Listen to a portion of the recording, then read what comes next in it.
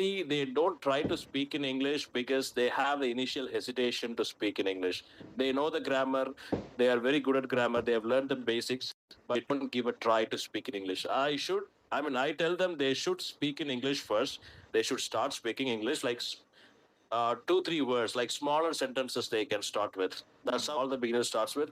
They can start with sentences like, my name is this, I come from this place, try to explain about themselves. Hmm. And once they start doing that, within couple of days or within a week, you will be able to see a difference when Okay. they speak, and that's when they can start thinking in English.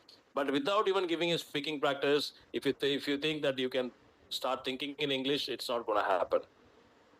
And the Okay. thing is, the main reason is because you don't have the hands-on experience of speaking. Speaking is very important. Only then you will be able to think in English. Right.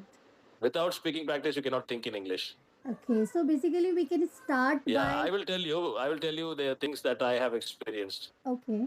Saying, it's very difficult to think in English without having a actual hands-on experience of speaking practice. I think speaking practice is very much important. Even if you want to think in English, you need speaking practice. Yeah, right. Okay, thank you for sharing Yeah. your insights on this. Obviously, it's really important. First of all, we can start, uh, expressing ourselves or talking to ourselves in English by creating small and small sentences. But, Yeah, after that's a a. very good approach. Yes, Yeah, that's a yeah. good. Please go ahead.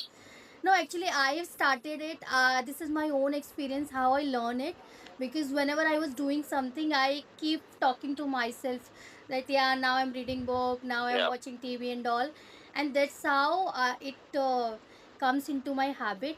And I started getting confidence too to speak in front of people and all.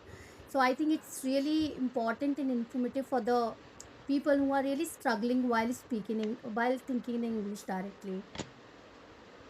Okay, so what do you do to think in English? What is your experience about thinking in English?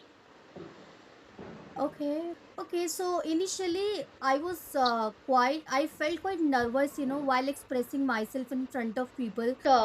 Choose a option like, instead of not speaking, I have to start speaking.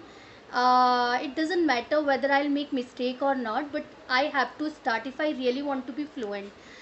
So I started from my own Yeah, home, like talking to myself about everything, whatever I do at home.